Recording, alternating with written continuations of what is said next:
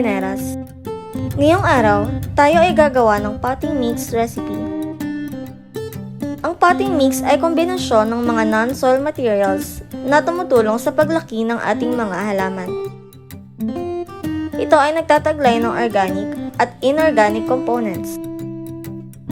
Ang mga halimbawa ng inorganic components sa paggawa ng potting mix ay perlite, vermiculite, pumice or cinder, horticultural sand, at iba pa. Ang mga halimbawa naman ng organic components sa paggawa ng potting mix ay peat moss, compost, earthworm castings, organic fertilizer, coconut coir, tree bark, at iba pa.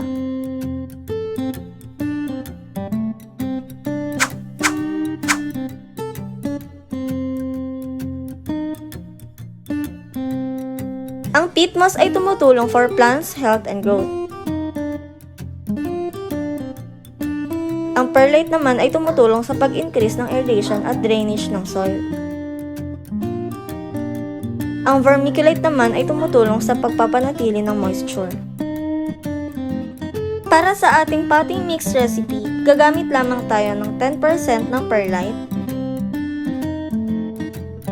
10% ng vermiculite,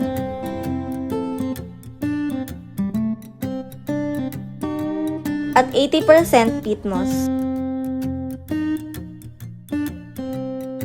Paghaluin lamang ang mga ito. Ngayon ay maaari na natin isalin sa pot or container ang ating potting mix.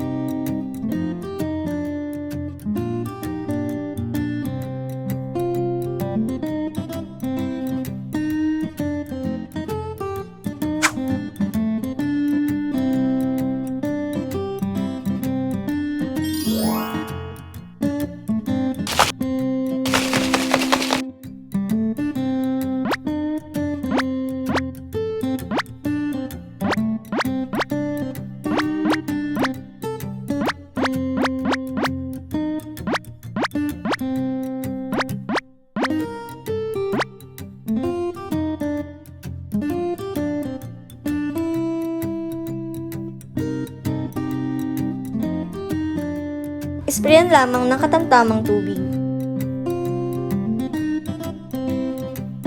Pamahal na nga ng pamahal ang presyo ng mga bilihin, kasabay pa ng pagtaas ng presyo ng mga gulay. Kaya naman mas makakatipid at mas masarap pa rin kung kakain tayo galing sa sarili nating tanim na gulay mula sa ating bakuran.